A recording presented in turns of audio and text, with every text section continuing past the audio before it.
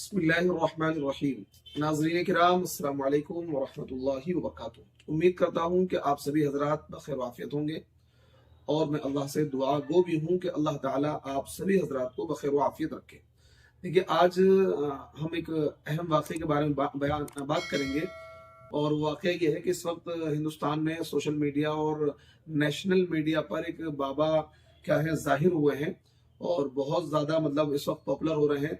बागेश्वर धाम, इनको क्या धीरेन्द्र शास्त्री जिनका नाम है, और वो चमत्कारी बाबा के नाम से मशहूर हो रहे हैं।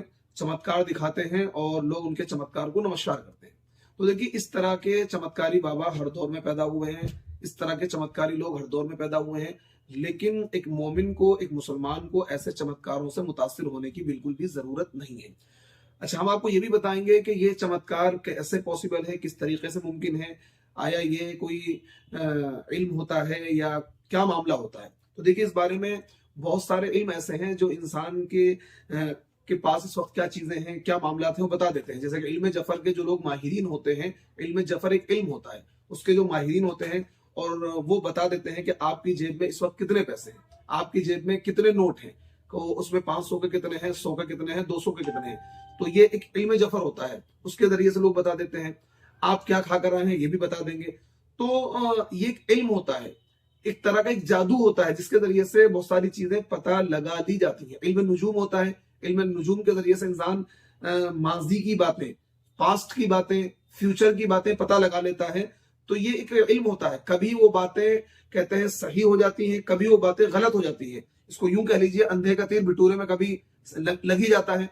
तो कहने का मतलब ये है कि अगर कोई बंदा किसी इल्म के जरिए से, किसी जादू के जरिए से या जिन्नात और शयातीन को अपने कब्जे में करके और गैब की बातें बता रहा है, यानी छुपी हुई बातों, ऐसी बातें बता रहा है जो पोशीदा हैं, जो नजरों से ओझल हैं, फ्यूचर की बातें बता रहा है, पास्ट की बातें बता रहा है, तो हमें उससे मुतासिर होने की जरूरत नहीं है।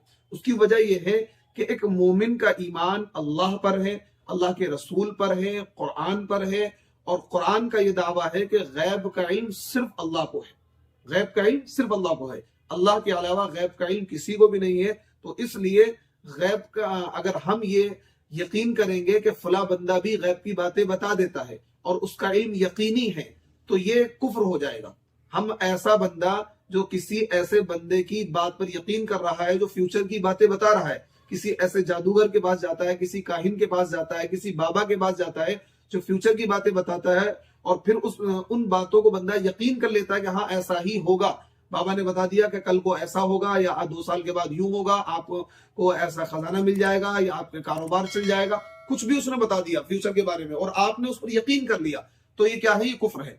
तो किसी काहिन के पास, किसी बाबा के पास, किसी जादूगर के पास जाना, ये क्या है? एक मोमिन की शान नहीं है, बल्कि मोमिन ये गुनाह कबीरा है, हमें इससे बचना चाहिए। तो चमत्कार को नमस्कार ये मोमिन का तरीका नहीं है। जो इंसान इस्लाम को जिसने नहीं पढ़ा, इस्लाम को नहीं कबूल किया, वो तो वहां तो चमत्कार को ही नमस्कार है, लेकिन मोमिन चमत्कार को नमस्कार नहीं करता है। चमत्कार में क्या है? वो जादू के जरिए से भी चमत्कार होता है, जिन्नात और शयातीन के जरिए से भी चमत्कार होता है। जिन्नात और शयातीन जिनके कब्जे में होते हैं और जिन्नात बता देते हैं कि ये बंदा किस मकसद के तहत घर से आया है। वो उसको क्या है, आपको नजर नहीं आएगा, लेकिन वो जादू के जरिए से, उन जिन्नातों के जरिए से, उन शयातीन के जरिए से, जिसकी वो पूजा कर रहा है, जिसको वो मानता है, वो उसको शक्ति देते हैं, उसको ताकत देते हैं, उसको बता देते हैं कि भाई ये बंदा इस मकसद के लिए आया है, इस मकसद के तहत आया है, और वो बंदा पर्चे में लिखकर बता देता है। तो किसी इंसान का माजी की बातों को बता देना या आप जो सोच रहे हैं उसको बता देना, फ्यूचर की बातों को बता देना, ये क्या है? ये कोई बहुत बड़ी बात नहीं है, ये इस तरह के इल्म है। और उस इल्म से मुतासिर होना ये क्या है? बिल्कुल भी एक मुसलमान को, एक मोमिन को ज़ेबा नहीं देता है। इसी तरीके से बहुत सारे ऐसे वाकयात दुनिया के अंदर गुजरे हैं। हिंदुस्तान के अंदर ही एक मंदिर ऐसा था कि जहां पर मूर्ति जो है हवा में मुअल्लक, इस तरीके जैसे मोबाइल है ना, यूं हवा में मुअल्लक लटकी रहती थी ना। तो जब उसकी तहकीक की गई कि ऐसा क्यों है, ऐसा कैसे पॉसिबल है कि वो मूर्ति ऐसे लटकी हुई है, तो अब जाहिर सी बात है बंदा देखेगा, अरे ये कैसे? मूर्ति जमीन पर भी नहीं है, आसमान पर भी नहीं है, बीच में ऐसे लटकी हुई है। तो ऐसा मतलब एक इंसान दम बखुद रह जाएगा, हैरान और शजदर हो जाएगा, ये कैसे पॉसिबल है। लेकिन जब बाद में तहकीक की गई तो उसके चारों साइड मैग्नेट सिस्टम निकला, पता लगा नीचे भी मैग्नेट थी, ऊपर भी मैग्नेट थी, साइड में भी मैग्नेट थी। ہر طرف میگنیٹ تھی. اس میگنیٹ کی وجہ سے جب وہ میگنیٹ کیا ہے، جب ایک لوہے کی چیز آپ یوں کریں گے تو چاروں طرف اگر اس کے میگنیٹ ہوگی، اوپر بھی، نیچے بھی، سائیڈ میں بھی، دائیں بھی، بائیں بھی، تو وہ میگنیٹ کیا ہوگی، اس کو اپنی طرف کھینچے گی. وہ میگنیٹ کیا کرے گی، اس کو اپنی طرف کھینچے گی.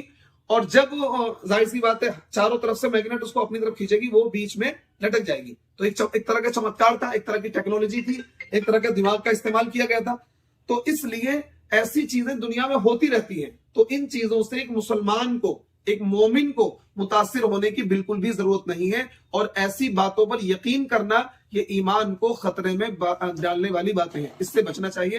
اللہ رب العزت ہمیں کیا ہے ایسی باتوں سے بچنے کی توفیق عطا فرمائے. السلام علیکم ورحمۃ اللہ وبرکاتہ.